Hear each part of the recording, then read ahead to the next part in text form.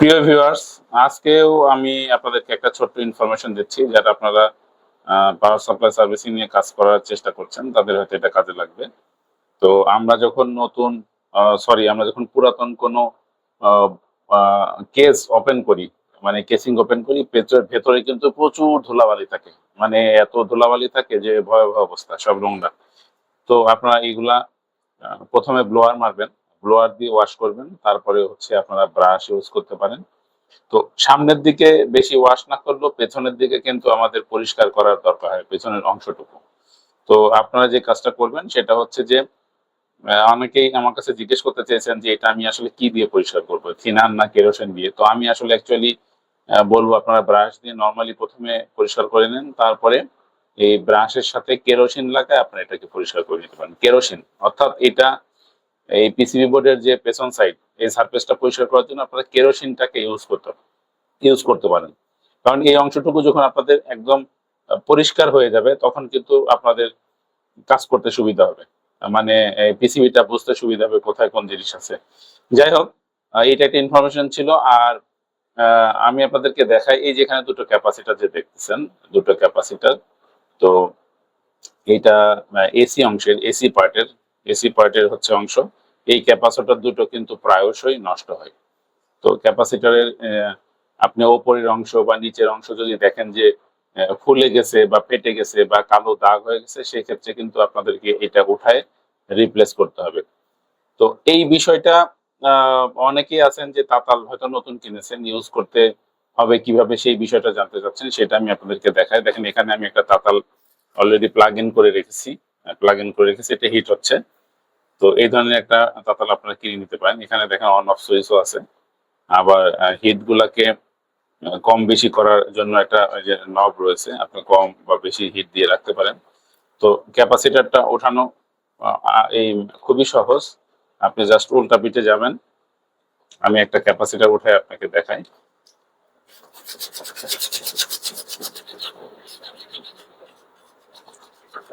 এবং আপনারা ক্যাপাসিটরটাকে আসলে খুব সহজে ফিজিক্যালি দেখলেই বোঝা যায় যে ক্যাপাসিটরটা কোনো প্রবলেম হয়েছে কিনা। আমি ধরে নিলাম যে ক্যাপাসিটরটা প্রবলেমেটিক। তো এই ক্যাপাসিটরের এই যে দুইটা ঠ্যাং বা লেগ রয়েছে, এই দুইটাকে আপনার হচ্ছে আলগা করে নিয়ে ওই পাশ থেকে টান দিলেই হয়ে যাবে। তো দেখেন আমি এটা উঠাচ্ছি কিভাবে।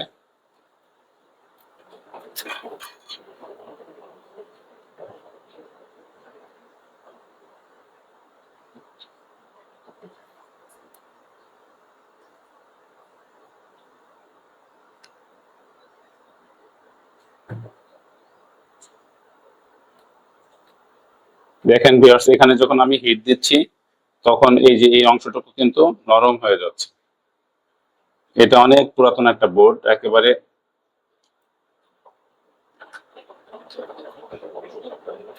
এখানে আপনি হিট দিয়ে এই জায়গাটাকে নরম করে নিবেন, যেটা হচ্ছে এর ঠ্যাংটাকে ধরে রাখছে। দেখেন ভিউয়ার্স, আমি কিন্তু এটাকে খুলে ফেলেছি,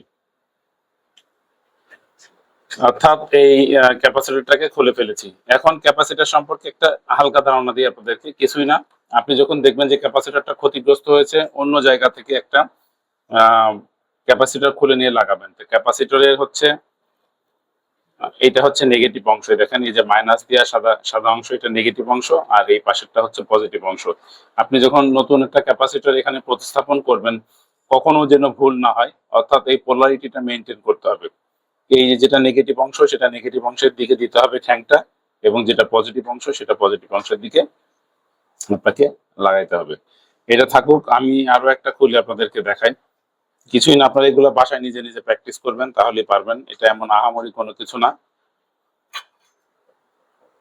কারণ আপনি যত এগুলা খুলবেন তত আপনার এই বিষয়গুলো প্র্যাকটিস হবে, এবং আপনি কাজ করতে আরো বেশি উৎসাহ পাবেন। দেখেন আমি এখানে যখন ধরছি তখন এই যে ঝালাইয়ের অংশগুলো কিন্তু নরম হয়ে যাচ্ছে।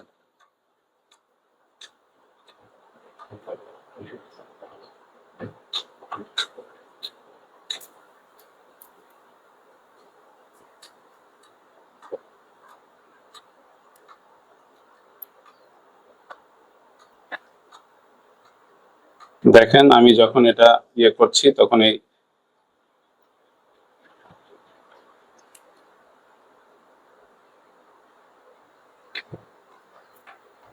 এটা অনেক পুরাতন, দ্যাটস ওয়াই ভিউয়ার্স এটা ইয়ে হয়ে গেছে,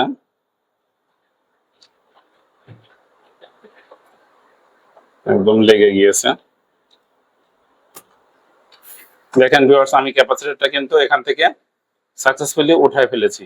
এখন ক্যাপাসিটরটা যখন আপনি আবার প্রতিস্থাপন করবেন, সে এই বোর্ডে আপনি যখন নতুন ক্যাপাসিটর একটা একটা নতুন বলতে নিউ ওয়ান বা ওয়ার্কেবল যখন করবেন, তখন সেটাকে কিভাবে প্রতিস্থাপন করবেন আমি যেটা বলেছিলাম আপনাদেরকে, যে এই যে কালো অংশটুকু যেটা করা, এটা নেগেটিভ অংশ এবং এই পাশেরটা হচ্ছে পজিটিভ অংশ। তো এখানে যে গ্লু ট্লু ছিল এগুলো আপনি তুলে ফেলতে পারেন। এটা আসলে প্রথম দিকে ক্যাপাসিটর গুলাকে শক্তভাবে বোর্ডের সাথে ধরে রাখার জন্য গ্লোয়িং করা হয়, আবার কোনো কোনো সময় করাও হয় না। তো সে এখানে কথার কথা, আপনি যখন কোনো ক্যাপাসিটর বসাবেন তখন আপনাকে এই যে সোল্ডারিং যে কেবল, এটা আপনাকে ইউজ করতে হবে। এবং এটা কিভাবে এটা লাগানোর সময় ইউজ করবেন আমি এই বোর্ডে যেটা লাগিয়েছি সেটা লাগাই আপনাদেরকে একটু দেখাই, যাতে আপনার এটা বুঝতে সুবিধা হয়। এই যে আমি যেটা বলেছিলাম যে নেগেটিভটা নেগেটিভের এবং পজিটিভটা পজিটিভ দিকে দিতে হবে। সো আমি এইভাবে এই যে নেগেটিভ অংশকে এটাকে দেখে আমি সেট করতেছি।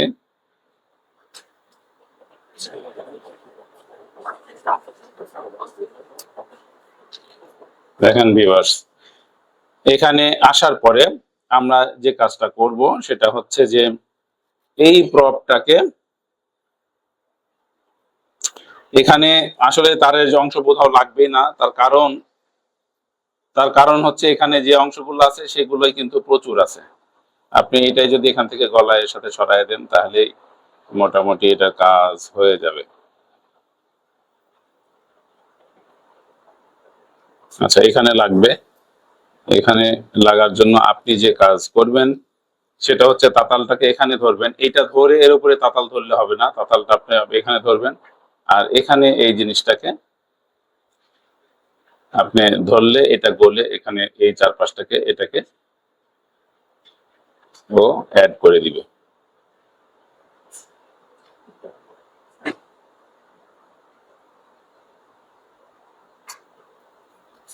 দেখেন ভিউয়ার্স, এই ক্যাপাসিটরটা কিন্তু এখানে পুনরায় আগের মতো শক্তভাবে স্থাপিত হয়ে গেল।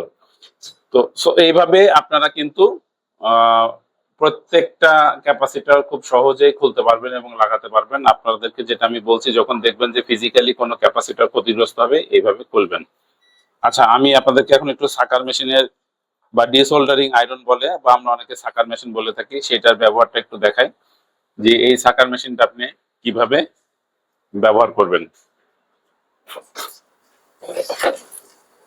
সাকার মেশিনটা কোথায় রাখলাম, আপনারা এটা একটা কিনে নেবেন। এটাকে আসলে আমরা নর্মালি সাকার মেশিন বলি, বা এটা একটা নাম আছে ডিসোল্ডারিং পাম্প। আমরা যেমন এটা সোল্ডারিং করার কাজে ইউজ করছি, সোল্ডারিংটা খুলে ফেলার প্রয়োজনে কিন্তু আমাদের এটা লাগে।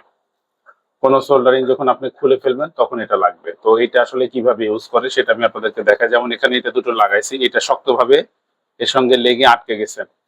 তো অনেক সময় হয় কি, বোর্ড পরিষ্কার করার পরেও আমাদের এইটা পরিষ্কার করে না ফেললে আমাদের কিন্তু তুলতে অসুবিধা হয়। তো সেটা তখন আমরা কিভাবে করব দেখেন, এটাকে আপনি নিচের দিকে প্রথমে একবার পাম্প করবেন, একবার পাম্প করলেন, তারপরে এটা চাপ দিলে ও ভ্যাকুয়াম ভাবে আপনার যে অংশটুকু আপনি তুলতে চান সেটাতে তুলতে আপনাকে সাহায্য করবে। আমি আরেকবার এটাকে রেডি করে রাখলাম। এখন দেখেন এটাকে কিভাবে আমি ব্যবহার করি। এই যে জাস্ট এই অংশটুকুকে, এই বিষয়টাকে আপনাকে প্রথমে, এই ঝালাইয়ের অংশটাকে আপনাকে প্রথমে নরম করে নিতে হবে, যে হিট দিলে নরম হবে। এরপরে আপনি এখানে এটা ধরে যদি দেন তাহলে এটা কিন্তু উঠে আসবে। তো ভিউয়ার্স, আজকে এই ছিল ইনফরমেশন।